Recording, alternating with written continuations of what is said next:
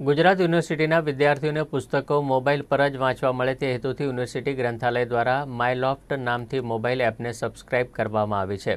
વિદ્યાર્થીઓ એપમાં ID password નાખી આ એપનો યુઝ કરી શકે છે। અત્યારે કોરોનાની પરિસ્થિતિમાં ગ્રંથાલય બંધ છે ત્યારે તેનો ઉપયોગ સ્નાતક, અનુસ્નાતક, પીએચડી વગેરે વિદ્યાર્થીઓ ઘરે રહી મોબાઈલ એપ દ્વારા આસાનીથી કરી શકે છે, જે માટે એક જ દિવસમાં 16,227 વિદ્યાર્થીઓએ રજીસ્ટ્રેશન કરાવ્યું છે, જે વર્લ્ડ રેકોર્ડ ઓફ ઇન્ડિયામાં નોંધાશે।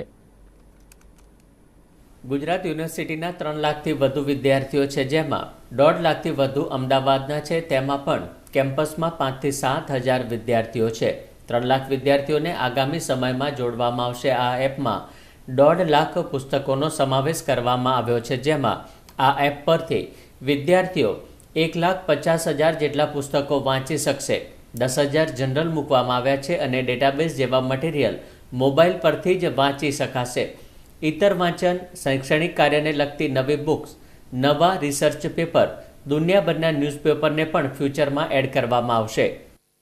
ગુજરાત યુનિવર્સિટી ગ્રંથાલય એના રિસોર્સિસ ગુજરાત યુનિવર્સિટી જે સબસ્ક્રાઇબ કરે છે, જેમાં 1,80,000 કરતાં પણ વધુ ઈ બુક્સ છે, જે ગુજરાત યુનિવર્સિટીમાં કાર્યરત તમામ ડિસિપ્લિન છે એની ઈ બુક્સ છે।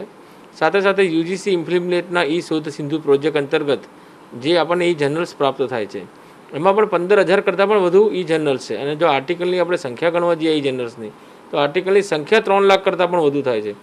એમ ઓવરઓલ બધું જ કન્સિડર કરીએ તો ટોટલ 10 લાખ કરતાં પણ વધુ ડિજિટલ કન્ટેન્ટ આ મોબાઈલ એપ્સમાં આવરી લેવામાં આવેલું છે। અને આ એપ્સ જે છે એ આપણે થોડાક સમય પહેલાં જ એને લોન્ચ કરવામાં આવેલી હતી અને આપણે એક જ દિવસે 16,000 જેટલા વિદ્યાર્થીઓનું આપણે ઓનલાઈન રજિસ્ટ્રેશન કર્યું અને એક જ દિવસે એક જ સમયે આટલી મોટી સંખ્યામાં વિદ્યાર્થીઓ ઓનલાઈન રજિસ્ટર થયા એનું એક વર્લ્ડ રેકોર્ડની સંસ્થા છે, વર્લ્ડ રેકોર્ડ ઓફ ઇન્ડિયા। એમાં આપણે રેકોર્ડ માટે વિગતો સબમિટ કરતા એ લોકોએ આપણને વર્લ્ડ રેકોર્ડ આપવા માટેનું ઠરાવ્યું છે।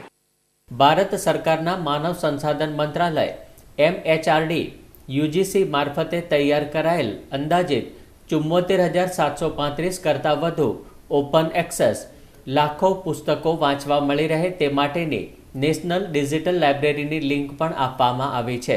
લોકડાઉનથી લઈને અત્યાર સુધીમાં ટોટલ 1,09,657 લોકોએ તેનો ઉપયોગ કર્યો છે। આ અંગે ગ્રંથપાલ યોગેશ પારેખે કહ્યું કે માયલોફ્ટમાં ઈ રિસોર્સિસના એક્સેસ માટે નોંધણી કરવાની સમગ્ર પ્રક્રિયાએ એક નવો રેકોર્ડ છે। એક જ દિવસમાં એક જ સમયે મોબાઈલ એપના માધ્યમથી ગ્રંથાલય ઈ રિસોર્સિસ માટે ઓનલાઈન રજિસ્ટ્રેશન કરાયું એનો આ રેકોર્ડ છે, જે આગામી સપ્તાહમાં રિસીવ કરવામાં આવશે। જો કે 3 લાખથી વધુ વિદ્યાર્થીઓનો ડેટા મેળવી તમામનું રજિસ્ટ્રેશન કરવામાં આવશે। બ્યુરો રિપોર્ટ, નિર્માણ ન્યૂઝ।